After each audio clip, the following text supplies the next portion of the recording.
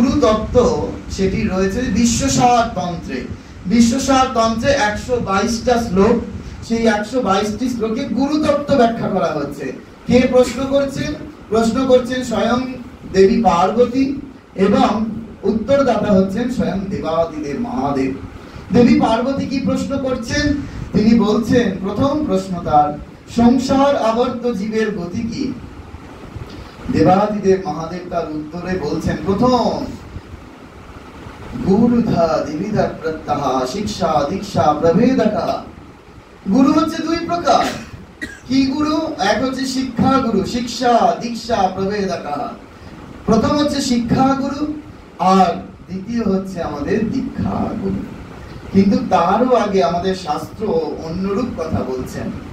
বলছেন যে আমাদের সবার প্রথম গুরু হচ্ছে আমাদের গর্ভধারিণী মায়েরা।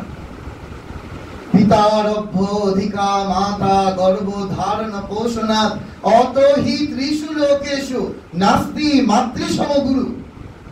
বলছে পিতারভ্য অধিকা মাতা, পিতার থেকে মায়েরা অনেক গুণ এগিয়ে আছে। কেন?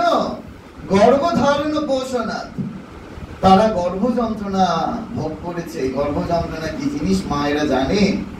অতহি অতএব ত্রিষু লোকেষু, তিন লোকে স্বর্গ মর্ত পাতালে নাস্তি মাতৃ সমগুরু, মায়ের সমান কোন গুরু নাই। মা কি করেন? মাই হচ্ছে প্রথম আমাদের এই জগৎকে চেনান।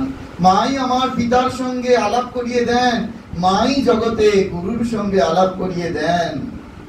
সেই জন্য এই গুরু পূর্ণিমা শুধু না, সারাটা জীবন আমরা যেন গর্ভধারিণী মাকে শ্রদ্ধা জানাই, প্রণাম জানাই।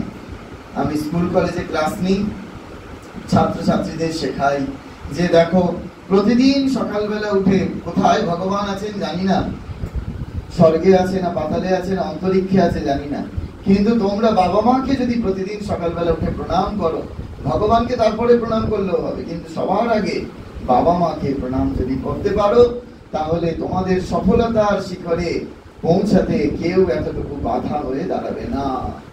সেই জন্য মা হচ্ছেন আমাদের সবার প্রথম গুরু। দ্বিতীয় আমাদের হচ্ছে শিক্ষা গুরু। শিক্ষা গুরু আমাদের প্রচুর থাকতে পারে। যেমন আপনারা যদি ভাগবত পড়েন, সেখানে দেখবেন অবধূতের 24 গুরুর কথা আছে। কথামৃত শ্রীরামকৃষ্ণদেব সেই কথা বলছেন যে চিল, কাক, কখনো ব্যাং, এরাই হচ্ছে তার গুরু, যার কাছ থেকে আমরা শিক্ষা লাভ করি। কি শিক্ষা? না জাগতিক সুখ সমৃদ্ধি পথে এগোতে আমাদের যিনি শিক্ষা দেন, তিনি হচ্ছেন আমাদের শিক্ষা গুরু। আর আধ্যাত্মিক পথে উত্তরণের জন্য যিনি আমার পথ বদলে দেন, তিনি হচ্ছেন আমার দীক্ষা গুরু। তিনি আমাকে কি দিচ্ছেন? গুরুর সঙ্গে সম্পর্কিত 3টি শব্দ। একটি হচ্ছে দীক্ষা, একটি হচ্ছে মন্ত্র, আর একটি হচ্ছে ইষ্ট। প্রথম হচ্ছে দীক্ষা। গুরুদেব আমাদেরকে কৃপা করে দীক্ষা দিচ্ছেন। দীক্ষার পদ্ধতির মধ্যে কি রয়েছে? রয়েছে মন্ত্র। মাননা ত্রায়তে ইতি মন্ত্রঃ। আপনারা যারা রামকৃষ্ণ মঠ ও রামকৃষ্ণ মিশনে মন্ত্র দীক্ষা পেয়েছেন, সেখানে দীক্ষা নেওয়ার পূর্বে ভূতেশানন্দজি মহারাজের মন্ত্র দীক্ষা বলে একটি চটি বই পড়তে হয়। সেই বইতে পরিষ্কার বলা রয়েছে মাননা ত্রায়তে ইতি মন্ত্রঃ, যে আমরা যা রিপিটেডলি মনন করছি সেটাই হচ্ছে আমার আপনার কাছে মন্ত্র। মন্ত্র মানে গুরুদেব বলে দিয়েছেন কয়েকটা সংস্কৃত কথা নয়, সংস্কৃত শব্দ নয়। মন্ত্র মানে কি? সেটি হচ্ছে সিদ্ধ মন্ত্র। যে মন্ত্রের ফলে কি হয় না, আমি আপনি এই ধরার বুক থেকে মুক্তি লাভ করে যেতে পারি। পুনরপি জানানাম পুনরপি মরণাম জানানি জঠরে শয়নে স্বপনাম, এই বারবার যে জন্ম মৃত্যুর চক্রে আমরা আবর্তিত হচ্ছি, এই জন্ম মৃত্যুর চক্রের আবর্তনটা থেমে যাবে আর আমরা ওই শ্রীরামকৃষ্ণ লোকে গমন করব। এই দেখবেন অনেক সময় এই আমাদের বিভিন্ন সংঘ থেকে যখন ম্যাগাজিন বেরোয়, সুভিনিয়ার বেরোয়, তখন বহু মানুষ অ্যাডভার্টাইজমেন্ট দেন যে হয়তো কারোর বাবা মারা গেছে, ওই রামকৃষ্ণ ভাবধারার ম্যাগাজিন সেখানে অ্যাডভার্টাইজমেন্ট দিল যে অমুক জন শ্রীরামকৃষ্ণ লোকে চলে গেছে। ভাবুন, যার জীবনটা কোনোদিন শ্রীরামকৃষ্ণময় হয়ে রইল না, কিন্তু অ্যাডভার্টাইজমেন্টের জন্য তারা শ্রীরামকৃষ্ণ লোকে যেতে পারে। আমার বড় হাসি পায় এগুলো দেখলে।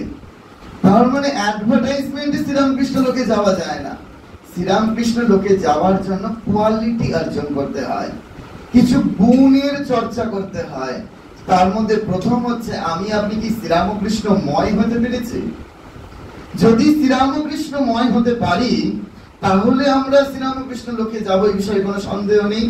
কারণ গীতার 8ম অধ্যায়ে অক্ষর ব্রহ্মযোগে পরিষ্কার বলছেন 5ম শ্লোকে যে অন্তকালে চমামেবা স্মরণ মুক্তা কলেবরম। অন্তকালে চমামেবা স্মরণ মুক্তা কলেবরম, যে মৃত্যুর সময় আমরা যে যা চিন্তা করব সেই গতি আমার প্রাপ্ত হবে। কিন্তু ভাবুন যে কজন আমরা মৃত্যুর সময় শ্রীরামকৃষ্ণকে চিন্তা করি যে শ্রীরামকৃষ্ণ লোকে যাব, ঠিক কি না? তাহলে এই যে আমাদের ওই অ্যাডভার্টাইজমেন্টে শ্রীরামকৃষ্ণ লোকে যাওয়া যাবে না। শ্রীরামকৃষ্ণ লোকে যেতে গেলে শ্রীরামকৃষ্ণময় হয়ে যেতে হবে। এই শ্রীরামকৃষ্ণময় হয়ে যাবার পথটা যিনি বাতলে দিচ্ছেন তিনি হচ্ছেন গুরু। গুরুদেব আমাদের বলে দিচ্ছেন মন্ত্র দেবার সময় যে দেখো এই এই এই এই সাধন করবে, এই এই এইভাবে চলবে। দেখবেন ওই মন্ত্র দেওয়ার পর একটা বই দিয়ে দেওয়া হয়, সেই বইটির ওপরে লেখা থাকে যে অপর কাউকে দেখাবেন না। কিন্তু দুর্ভাগ্যের বিষয়, অপর কাউকে দেখাবে না বলে এমন লকারবন্দি এসে মানুষ করে নিজেও কোনোদিন দেখে না। এই হয়ে যায় সমস্যা। কিন্তু নিজেকে পড়তে হবে, ওটা পড়ে পড়ে মুখস্থ করে ফেলতে হবে যে ওখানে সাধনটা কি।